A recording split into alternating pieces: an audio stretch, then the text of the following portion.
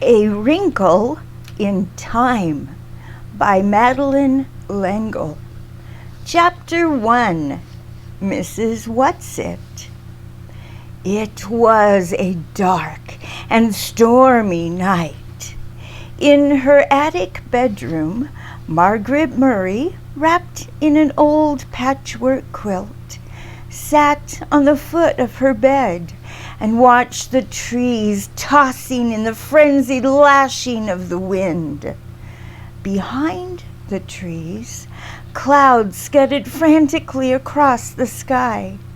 Every few moments, the moon ripped through them, creating wraith-like shadows that raced along the ground. The house shook.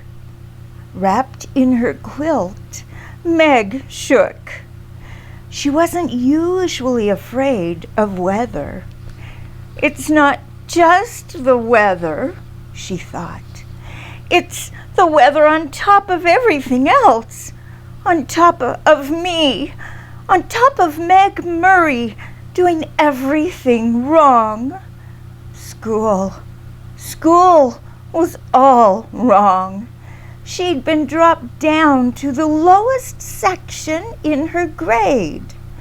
That morning, one of her teachers had said crossly, "Really, Meg, I don't understand how a child with parents as brilliant as yours are supposed to be can be such a poor student. If you don't manage to do a little better, you'll have to stay back next year." During lunch, she'd roughhoused a little to try to make herself feel better, and one of the girls said scornfully, "After all, Meg, we aren't grammar school kids anymore. Why do you always act like such a baby?" And on the way home from school, walking up the road with her arms full of books, one of the boys had said something about her dumb baby brother. At this, she'd thrown the books on the side of the road and tackled him with every ounce of strength she had, and arrived home with her blouse torn and a big bruise under one eye. Sandy and Dennis, her 10-year-old twin brothers, who got home from school an hour earlier than she did, were disgusted. "Let us do the fighting when it's necessary," they told her. "A delinquent, that's what I am," she thought grimly. That's what they'll be saying next. Not mother, but them, everybody else. I wish father. But it was still not possible to think about her father without the danger of tears. Only her mother could talk about him in a natural way, saying, "When your father gets back from where? And when?" Surely her mother must know what people were saying, must be aware of the smugly vicious gossip. Surely it must hurt her as it did Meg. But if it did, she gave no outward sign. Nothing ruffled the serenity of her expression. Why can't I hide it too? Meg thought. Why do I always have to show everything? The window rattled madly in the wind, and she pulled the quilt close about her. Curled up on one of her pillows, a gray fluff of kitten yawned, showing its pink tongue, tucked its head under again, and went back to sleep. Everybody was asleep. Everybody except Meg. Even Charles Wallace, the dumb baby brother, who had an uncanny way of knowing when she was awake and unhappy, and who would come so many nights tiptoeing up the attic stairs to her. Even Charles Wallace was asleep. How could they sleep? All day on the radio there had been hurricane warnings. How could they leave her up in the attic in the rickety brass bed, knowing that the roof might be blown right off the house and she tossed out into the wild night sky to land who knows where? Her shivering grew uncontrollable. You asked to have the attic bedroom, she told herself savagely. Mother let you have it because you're the oldest. It's a privilege, not a punishment. Not during a hurricane, it isn't a privilege, she said aloud. She tossed the quilt down on the foot of the bed and stood up. The kitten stretched luxuriously and looked up at her with huge, innocent eyes. Go back to sleep, Meg said. Just be glad you're a kitten and not a monster like me. She looked at herself in the wardrobe mirror and made a horrible face, bearing a mouthful of teeth covered with braces. Automatically, she pushed her glasses into position, ran her fingers through her mouse-brown hair so that it stood wildly on end, and let out a sigh, almost as noisy as the wind. The wide wooden floorboards were cold against her feet. Wind blew in the crevices about the window frame. In spite of the protection the storm sash was supposed to offer, she could hear wind howling in the chimneys. From all the way downstairs, she could hear Fortinbras, the big black dog, starting to bark. He must be frightened too. What was he barking at? Fortinbras never barked without reason. Suddenly, she remembered that when she had gone to the post office to pick up the mail, she'd heard about a tramp who was supposed to have stolen 12 sheets from Mrs. Buncombe, the constable's wife. They hadn't caught him, and maybe he was heading for the Murray's house right now, isolated on a back road as it was. And this time, maybe he'd be after more than sheets. Maggie hadn't paid much attention to the talk about the tramp at the time because the postmistress, with a sugary smile, had asked if she'd heard from her father lately. She left her little room and made her way through the shadows of the main attic, bumping against the ping-pong table. Now I'll have a bruise on my hip on top of everything else, she thought. Next, she walked into her old doll's house, Charles Wallace's rocking horse, the twins' electric trains. Why must everything happen to me? She demanded of a large teddy bear. At the foot of the attic stairs, she stood still and listened.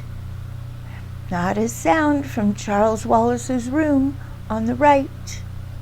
On the left, in her parents' room, not a rustle from her mother, sleeping alone in the great double bed. She tiptoed down the hall and into the twins' room, pushing again at her glasses as though they could help her to see better in the dark. Dennis was snoring. Sandy murmured something about baseball and subsided. The twins didn't have any problems. They weren't great students, but they weren't bad ones either. They were perfectly content with a succession of B's and an occasional A or C. They were strong and fast runners and good at games. And when cracks were made about anybody in the Murray family, they weren't made about Sandy and Dennis. She left the twins' room and went on downstairs, avoiding the creaking 7th step. Fortinbras had stopped barking. It wasn't the tramp this time then. Fort would go on barking if anybody was around. But suppose the tramp does come. Suppose he has a knife. Nobody lives near enough to hear. If we screamed and screamed and screamed, nobody'd care anyhow. I'll make myself some cocoa, she decided. That'll cheer me up. And if the roof blows off, at least I won't go off with it. In the kitchen, a light was already on, and Charles Wallace was sitting at the table, drinking milk and eating bread and jam. He looked very small and vulnerable, sitting there alone in the big, old-fashioned kitchen. A blond little boy in faded blue Dr. Denton's, his feet swinging a good 6 inches above the floor. "Hi," he said cheerfully. "I've been waiting for you." From under the table where he was lying at Charles Wallace's feet, hoping for a crumb or two, Fortinbras raised his slender dark head in greeting to Meg, and his tail thumped against the floor. Fortinbras had arrived on their doorstep, a half-grown puppy, scrawny and abandoned one winter night. He was, Meg's father had decided, part Llewellyn setter and part greyhound, and he had a slender dark beauty that was all his own. "Why didn't you come up to the attic?" Meg asked her brother, speaking as though he were at least her own age. "I've been scared stiff." "Too windy up in that attic of yours," the little boy said. "I knew you'd be down. I put some milk on the stove for you. It ought to be hot by now." How did Charles Wallace always know about her? How could he always tell? He never knew, or seemed to care, what Dennis or Sandy were thinking.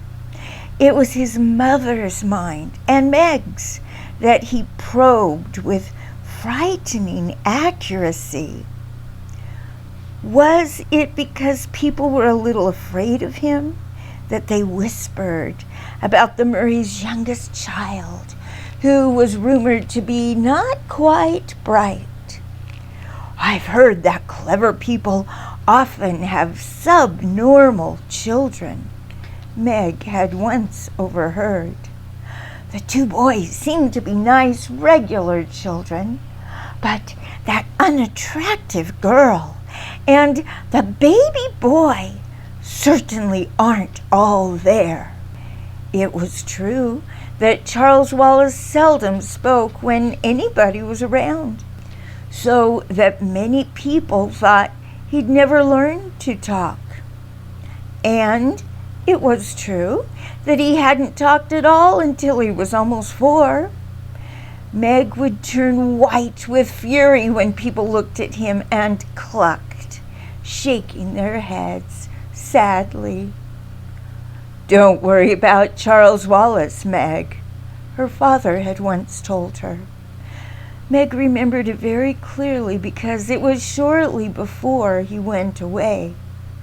"There's nothing the matter with his mind. He just does things in his own way and in his own time." "I don't want him to grow up to be dumb like me," Meg had said. "Oh, my darling, you're not dumb," her father answered. "You're like Charles Wallace. Your development has to go at its own pace. It just doesn't happen to be the usual pace." "How do you know?" Meg had demanded. "How do you know I'm not dumb?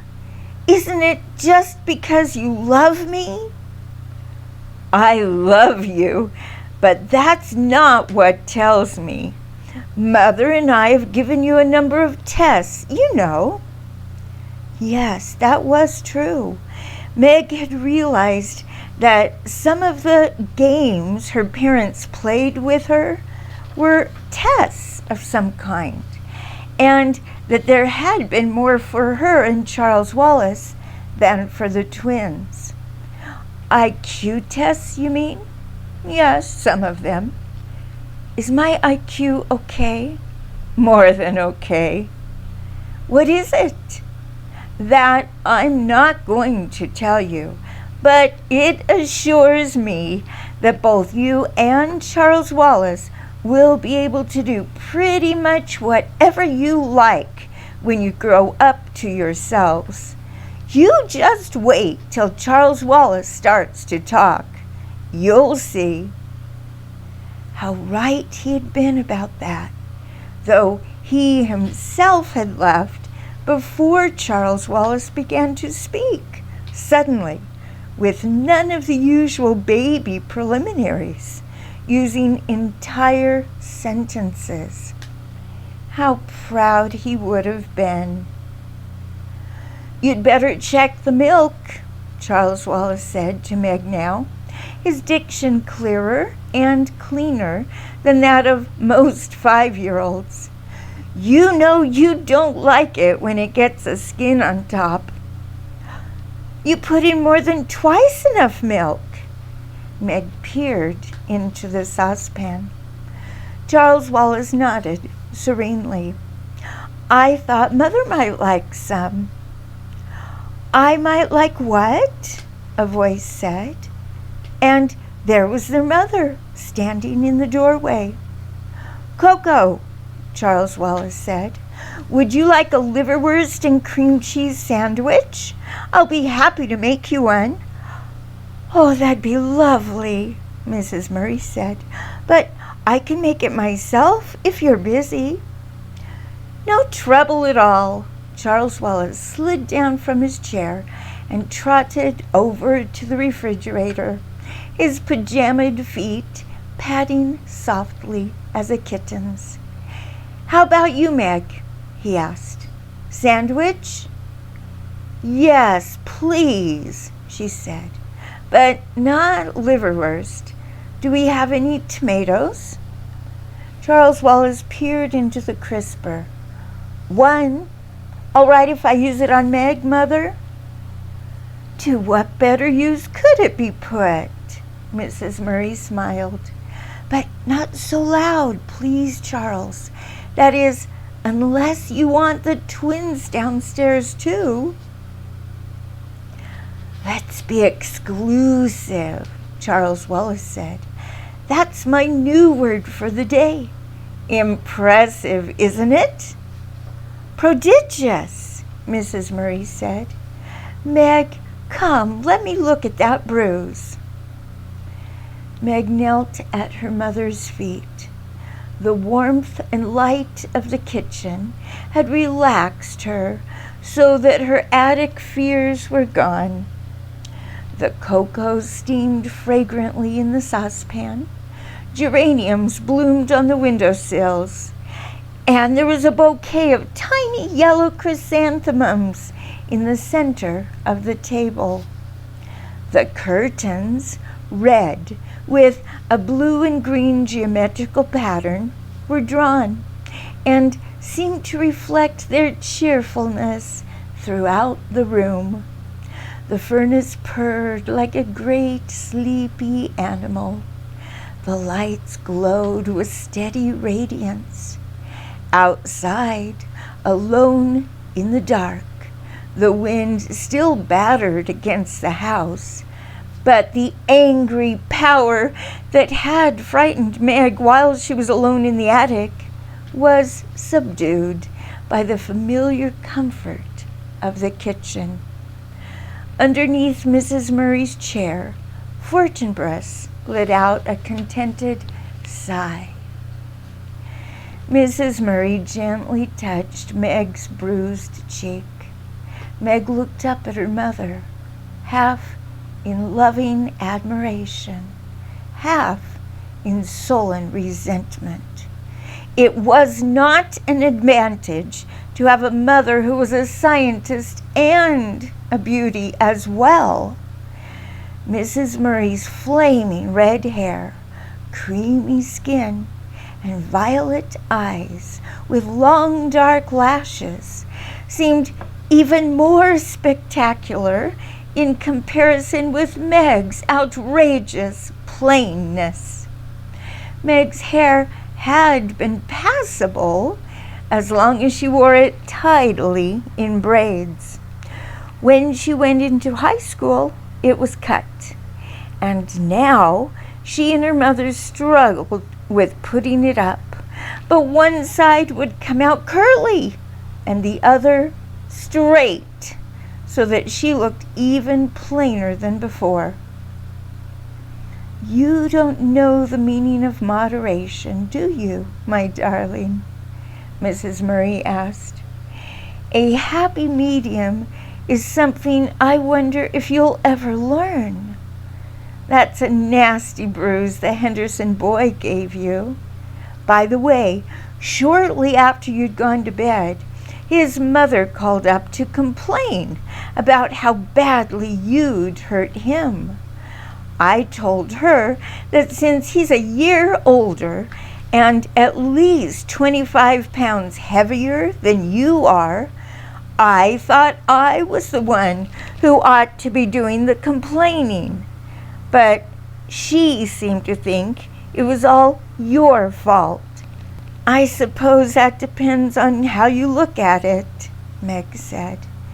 Usually, no matter what happens, people think it's my fault, even if I have nothing to do with it at all. But I'm sorry I tried to fight him. It's just been an awful week, and I'm full of bad feeling. Mrs. Murray stroked Meg's shaggy head. Do you know why? I hate being an oddball, Meg said. It's hard on Sandy and Dennis, too. I don't know if they're really like everybody else, or if they're just able to pretend they are.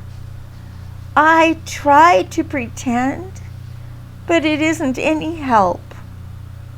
You're much too straightforward to be able to pretend to be what you aren't, Mrs. Murray said. I'm sorry, Meglet. Maybe if Father were here, he could help you. But I don't think I can do anything till you've managed to plow through some more time. Then things will be easier for you. But that isn't much help right now, is it? Maybe if I weren't so repulsive looking, maybe if I were pretty like you. Mother's not a bit pretty. She's beautiful, Charles Wallace announced, slicing liverwurst. Therefore, I bet she was awful at your age. How right you are, Mrs. Murray said. Just give yourself time, Meg. Lettuce on your sandwich, Mother? Charles Wallace asked. "No, thanks." He cut the sandwich into sections, put it on a plate, and set it in front of his mother. "Yours'll be along in just a minute, Meg. I think I'll talk to Mrs. Whatsit about you." "Who's Mrs. Whatsit?" Meg asked. "I think I want to be exclusive about her for a while," Charles Wallace said. "Onion salt?" "Yes, please." "What's Mrs. Whatsit stand for?" Mrs. Murray asked. "That's her name," Charles Wallace answered. "You know the old shingled house back in the woods that the kids won't go near because they say it's haunted? That's where they live." "They?" "Mrs. Whatsit and her two friends. I was out with Fortinbras a couple of days ago. You and the twins were at school, Meg. We like to walk in the woods, and suddenly he took off after a squirrel, and I took off after him, and we ended up by the haunted house. So I met them by accident, as you might say." "But nobody lives there," Meg said. "Mrs. Whatsit and her friends do. They're very enjoyable." "Why didn't you tell me about it before?" Mrs. Murray asked. "And you know you're not supposed to go off our property without permission, Charles." "I know," Charles said. "That's one reason I didn't tell you. I just rushed off after Fortinbras without thinking. And then I decided, well, I'd better save them for an emergency anyhow." A fresh gust of wind took the house and shook it, and suddenly the rain began to lash against the windows. "I don't think I like this wind," Meg said nervously. "We'll lose some shingles off the roof, that's certain," Mrs. Murray said.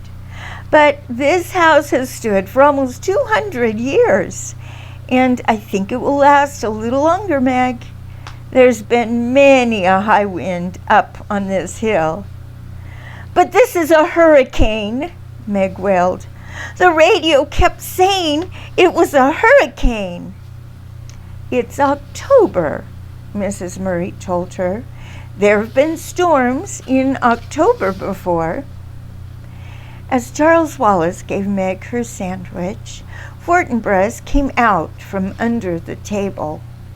He gave a long, low growl, and they could see the dark fur slowly rising on his back. Meg felt her own skin prickle. "What's wrong?" she asked anxiously.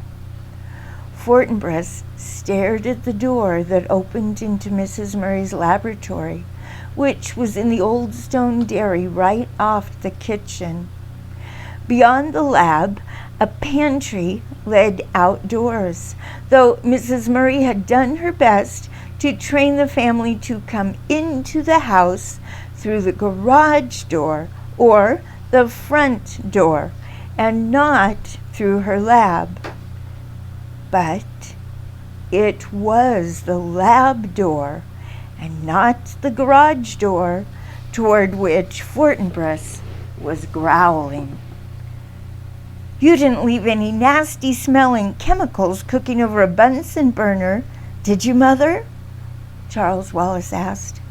Mrs. Murray looked up. "No, but I think I'd better go see what's upsetting Fort anyhow." "It's the tramp. I'm sure it's the tramp," Meg said nervously. "What tramp?" Charles Wallace asked. "They were saying at the post office this afternoon that a tramp stole all Mrs. Buncombe's sheets." "We'd better sit on the pillowcases then," Mrs. Murray said lightly. "I don't think even a tramp would be out on a night like this, Meg." "But that's probably why he is out," Meg wailed, "trying to find a place not to be out." in which case I'll offer him the barn till morning." Mrs. Murray went briskly to the door. "I'll go with you!" Meg's voice was shrill. "No, Meg, you stay with Charles and eat your sandwich." "Eat!" Meg exclaimed as Mrs. Murray went out through the lab. "How does she expect me to eat?" "Mother can take care of herself," Charles said. "Physically, that is." But he sat in his father's chair at the table, and his legs kicked at the rungs. And Charles Wallace, unlike most small children, had the ability to sit still. After a few moments that seemed like forever to Meg, Mrs. Murray came back in, holding the door open for... Was it the tramp? It seemed small for Meg's idea of a tramp. The age or sex was impossible to tell, for it was completely bundled up in clothes. Several scarves of assorted colors were tied about the head, and a man's felt hat perched atop. A shocking pink stole was knotted about a rough overcoat, and black rubber boots covered the feet. "Mrs. Whatsit," Charles said suspiciously, "what are you doing here? And at this time of night, too?" "Now, don't you be worried, my honey." A voice emerged from among turned-up coat collar, stole, scarves, and hat. A voice like an unoiled gate, but somehow not unpleasant. "Mrs. Whatsit says she lost her way," Mrs. Murray said. "Would you care for some hot chocolate, Mrs. Whatsit?" "Charmed, I'm sure," Mrs. Whatsit answered, taking off the hat and the stole. "It isn't so much that I lost my way as that I got blown off course. And when I realized that I was at little Charles Wallace's house, I thought I'd just come in and rest a bit before proceeding on my way." "How did you know this was Charles Wallace's house?" Meg asked. "By the smell." Mrs. Whatsit untied a blue and green paisley scarf, a red and yellow flowered print, a gold liberty print, a red and black bandana. Under all this, a sparse quantity of grayish hair was tied in a small but tidy knot on top of her head. Her eyes were bright, her nose a round, soft blob, her mouth puckered like an autumn apple. "My, but it's lovely and warm in here," she said. "Do sit down." Mrs. Murray indicated a chair. "Would you like a sandwich, Mrs. Whatsit? I've had liverwurst and cream cheese. Charles has had bread and jam, and Meg, lettuce and tomato." "Now, let me see," Mrs. Whatsit pondered. "I'm passionately fond of Russian caviar." "You peaked!" Charles cried indignantly. "We are saving that for Mother's birthday, and you can't have any." Mrs. Whatsit gave a deep, pathetic sigh. "No," Charles said. "Now you mustn't give in to her, Mother, or I shall be very angry." "How about tuna fish salad?" "All right," Mrs. Whatsit said meekly. "I'll fix it," Meg offered, going to the pantry for a can of tuna fish. For crying out loud, she thought. This old woman comes barging in on us in the middle of the night, and Mother takes it as though there weren't anything peculiar about it at all. I'll bet she is the tramp. I'll bet she did steal those sheets. And she's certainly no one Charles Wallace ought to be friends with, especially when he won't even talk to ordinary people. I've only been in the neighborhood a short time, Mrs. Whatsit was saying as Meg switched off the pantry light and came back into the kitchen with the tuna fish.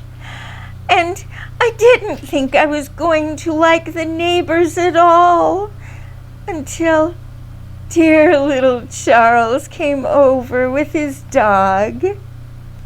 Mrs. Whatsit, Charles Wallace demanded severely, why did you take Mrs. Buncombe's sheets? Well, I needed them, Charles dear. You must return them at once. But Charles dear, I can't. I've used them.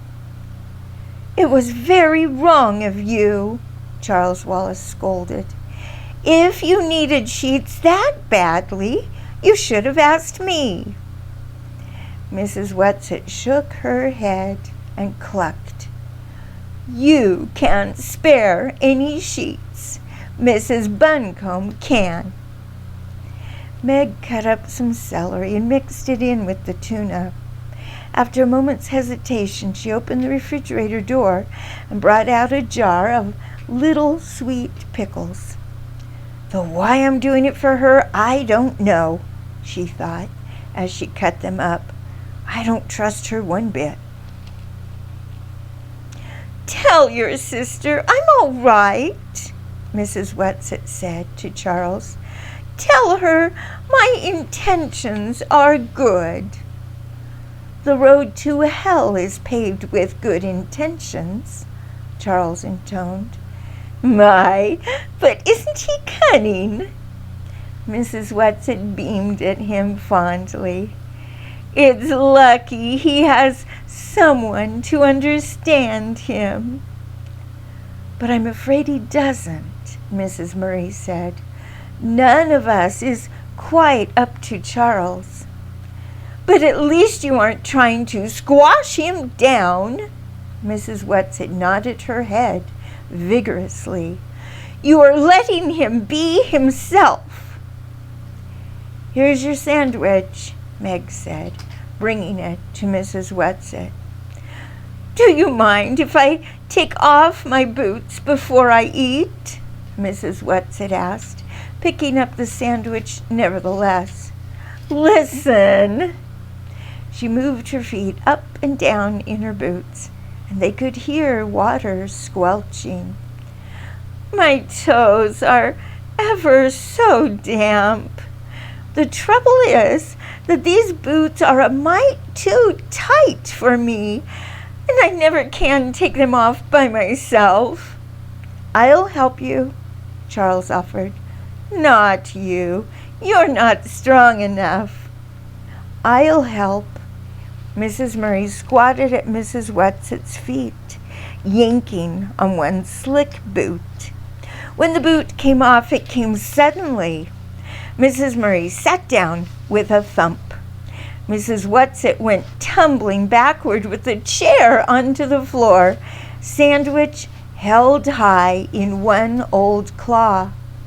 Water poured out of the boot and ran over the floor and the big braided rug. Oh, dearie me, Mrs. Whatsit said, lying on her back in the overturned chair, her feet in the air, one in a red and white striped sock, the other still booted. Mrs. Murray got to her feet.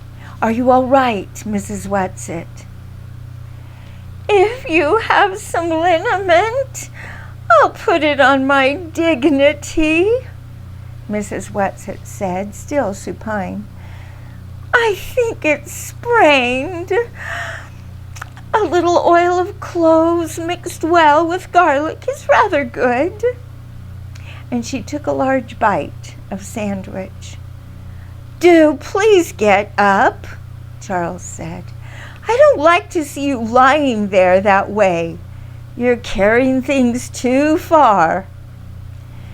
Have you ever tried to get to your feet with a sprained dignity? But Mrs. Whatsit scrambled up, righted the chair, and then sat back down on the floor. The booted foot stuck out in front of her and took another bite. She moved with great agility for such an old woman. At least Meg was reasonably sure that she was an old woman, and a very old woman at that. Mrs. Whatsit, her mouth full, ordered Mrs. Murray. Now pull while I'm already down. Quite calmly, as though this old woman in her boots were nothing out of the ordinary, Mrs. Murray pulled until the second boot relinquished the foot. This foot was covered with a blue and gray argyle sock, and Mrs. Whatsit sat there, wriggling her toes, contentedly finishing her sandwich before scrambling to her feet. Ah, she said, that's ever so much better, and took both boots and shook them out over the sink. My stomach is full, and I'm warm inside and out, and it's time I went home. Don't you think you'd better stay till morning? Mrs. Murray asked. Oh, thank you, dearie, but there's so much to do. I just can't waste time sitting around frivoling. It's much too wild a night to travel in. Wild nights are my glory, Mrs. Whatsit said. I just got caught in a downdraft and blown off course. Well, at least till your socks are dry. Wet socks don't bother me. I just didn't like the water squishing around in my boots. Now don't worry about me, Lamb. Lamb was not a word one would ordinarily think of calling Mrs. Murray. I shall just sit down for a moment and pop on my boots, and then I'll be on my way. Speaking of ways, pet, by the way, there is such a thing as a tesseract. Mrs. Murray went very white, and with one hand reached backward and clutched at a chair for support. Her voice trembled. What did you say?